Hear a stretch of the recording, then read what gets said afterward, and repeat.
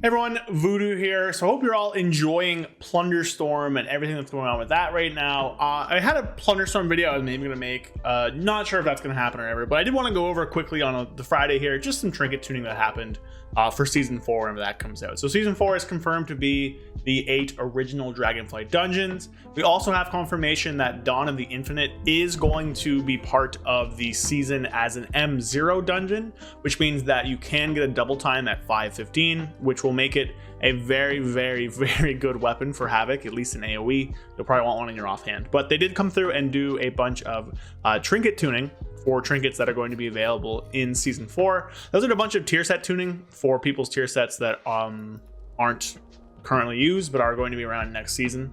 Havoc isn't touched, so I'm not going to cover it, but you know, if you want to see that, I'll link the thing. But the items, now the first note here is that they're just basically making Avarice and Vault work similar to how a Mirror Soul loot is dropped. So you're always going to get one tier set token relative to 3 normal items, and then very rare items are on a separate loot roll. That happened, I think, at the end of Season 2 or at the start of Season 3, one of the two, I don't remember, but that wasn't around for those 2 raids, so that should be a little bit better for getting the items you actually want. Good luck on getting Aeronog rings. Power to you. From that though, we have a bunch of different changes here to just different trinkets. So there's a few that don't really matter. Chill Globe isn't really effective to us. Ward of Faceless Ire doesn't really affect us. Enduring Dreadplane's Hellsteel Plating is a tank trinket that might be better now, but still doesn't really affect us. And then Blossom of Mirror Cell also does not affect us. So they basically nerfed the mana, made this a 1-minute CD with less absorb, made this do damage whenever you don't consume it, and then just buff this. The ones that do affect us from raid are the Whispering Incarnate Icon's infusion effects granted to allies reduced by 45%. Basically what that is that Incarnate Icon has that effect that gives you the stat, and then you gain other stats whenever people with other like kinds, so like a healer or a tank would give you different stats. Those have been reduced by 45%. Now that's a lot of the power of the trinket. I can't sim it, but I do think this will knock it down a pretty significant peg, to the point where it's probably not as good as other options. It might still be the play in Mythic Plus because it's just a really strong effect, but in raid I don't think you're gonna play this anymore. Already I did like early sim videos and it was looking like we probably weren't gonna play it. So that's good because this is a very rare trinket. You know, it's gonna be very hard to get. Lots of people want it. We'll see. The downside of this is that if we do want it for Mythic Plus and don't want it for raid, a lot of players will have low priority on getting it from, you know, raid, of course. Now it's very rare, so I doubt you're gonna get many of them anyways, but you know, we'll see how that ends up. Chromatic Essence just reduced the shared stats, so you gained a bunch of stats as your primary when you selected it, and you got a small amount of stats for every other person using the trinket on different alignments. Those are just reduced by 5%, pretty minor. I don't think we're going to use this, although it might make it more in par with Incarnate. Incarnate is just a better effect for this. You get much more stats with Incarnate Icon than you did with Chromatic Essence, so I don't think that changes much. And then finally, Farak's Rage Heart Absorb increased, its damage reduced, and its area effect damage reduced. So basically what this makes is it's slightly better at survival, but they're reducing the damage it deals by 5% whenever you use it, and then 20% passively. So they're making it much more of a bigger damage loss to take that survivability trinket, which, you know, is good.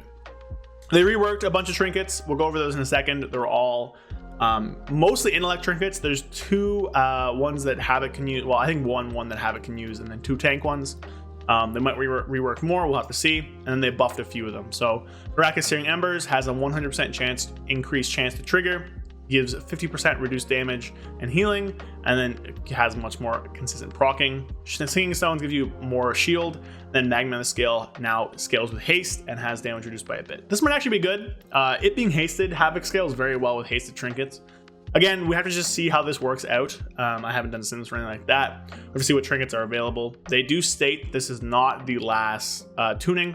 As we look ahead to Dragonflight Season 4, we're aiming to level the playing field for certain over and underperforming trinkets. Further tuning can be expected before or shortly after the start of the season. So we'll have to see to make judgment on this, but this could end up being good. It does like some AoE effect if I remember properly.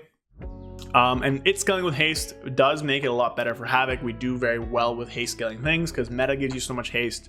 Furious Gaze gives you so much haste. So this could be interesting. We'll have to see. So Moving on to the reworked trinkets. So there are 3 int ones and then 2 tank ones. So int ones will just brush over quickly.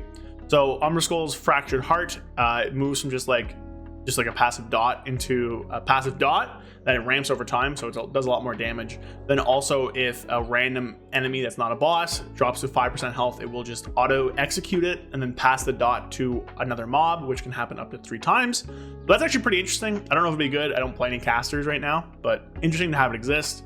They're reworking Tome of Unstable Power, which was really bad. Basically just had you stand in a circle that gave you and all your party members primary stat but reduced critical strike, which now just gives you like damage basically, which is fine. The one that's interesting for us is Globe of Jagged Ice. This trinket was bad. Your harmful spells and abilities have a chance to impale a target with a shard up to 4, and then you shatter all shards, dealing frost damage split between nearby enemies. So now it is an on-use still. It's 2 minutes instead of 30 seconds, which gives you 50 charges of Frozen Wellspring. Whenever you deal damage, you apply extra frost damage and you consume a charge, and you slow enemies per 2% per stack. And then whenever you use all 50 of them, you shatter every target affected by it, and you split the damage amongst them. So it does damage per stack out. So it'll always do 50 as long as you do it well. This could be interesting. It's a 2-minute trinket, which is very important because Havoc doesn't actually have any 2 minutes from the dungeon pool right now. Now, that is saying that if this is tuned well, because it's just a damage trinket, we'll have to see. But Havoc does damage very quickly. So this could be an all right M+ trinket. Probably not in raid, we'll have to see, I guess, but could be an all right M+ trinket if you only do Mythic Plus, just to get in use, as long as the damage is tuned very well. Beating Heart is something to spell effect now. I don't know. I think it's for healers. And then we have 2 tank changes. This Grandest Enduring Scale now is 75% reduction of damage for 20 seconds, which is really good. Then you get more armor and you get more physical damage. It's a 2-minute cooldown. This seems very good now. This is like an insane trinket now, I think. I don't really know what else to say there. Seems really good. And then they have an Inexorable Resonator, which whenever you fall below 75% health, you just get a little 50% absorb shield, and then you pulse fire. So nice tank trinkets there for Vengeance. Globe of Jagged Ice could be good for Havoc.